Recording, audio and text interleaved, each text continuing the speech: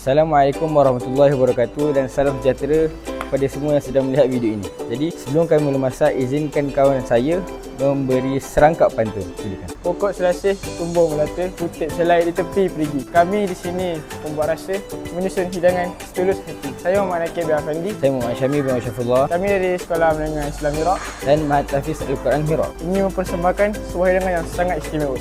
Baiklah, jadi kami sebagai pembuat rasa, hari ini kami ingin mempersembahkan sebuah hidangan yang dipanggil ayam senjang Syed Nutih Herbal. Okey, sebabkan tema pada tahun ini mahukan makanan yang sihat. Jadi kami berdua menyediakan makanan yang bersih dari setitik minyak dan pembuat rasa dan perasa tiruan serta MSG. Sebelum kami mula masak, izinkan rakan saya untuk memperkenalkan barisan bahan dahulu.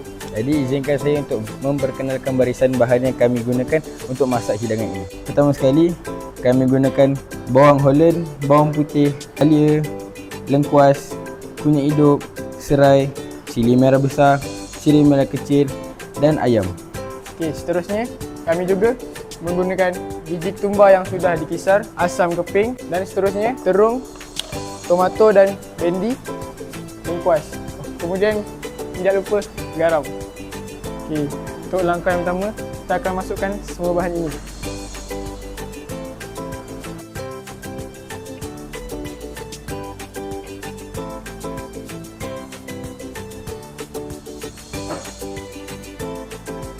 Dan terakhir kita masukkan ketumbar yang sudah dikisar. Okey.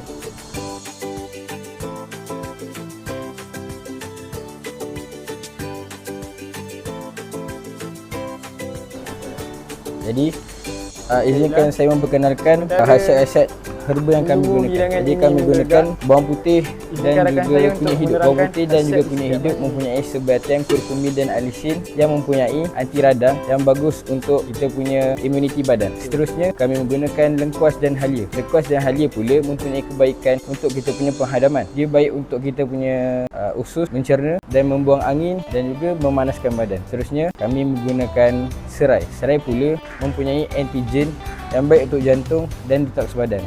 Kami juga menggunakan bawang Holland untuk menambah rasa manis dalam masakan. Seterusnya kami menggunakan biji ketumbar untuk menambah aroma kepada masakan kami. Itu saja. Baiklah, langkah kedua kita akan masukkan ayam. Sebelum itu saya akan potong ayam terlebih dahulu.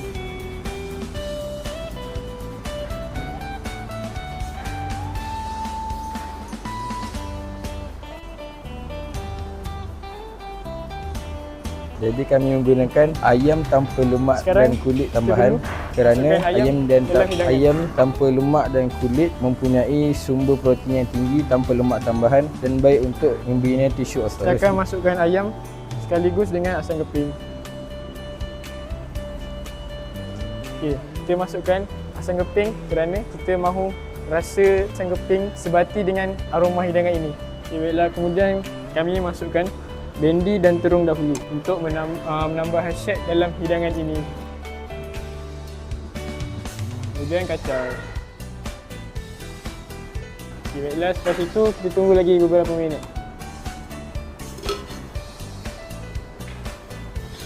Baiklah, seterusnya kami masukkan tomato. Akhir sekali garam cukup rasa. Kemudian kita kacau. Baiklah, sekarang kita hanya perlu tunggu aroma hidangan ini naik. Okey, baiklah, sekarang makanan sudah siap. Apa kita perlu buat hanyalah hidangkan di mangkuk.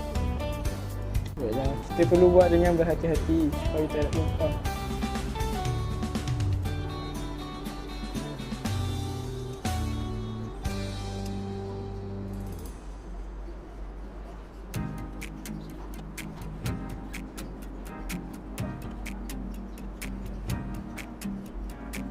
Baiklah, kerana sudah siap dihidangkan dan kita boleh menjamu selera. Jadi persembahkanlah makanan hidangan yang istimewa ini.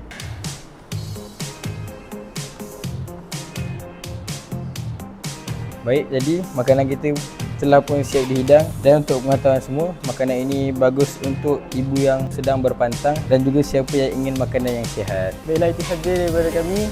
Hero nombor 1, adab dulu baru ilmu. Wabillahi taufiq wal hidayah. Assalamualaikum warahmatullahi wabarakatuh.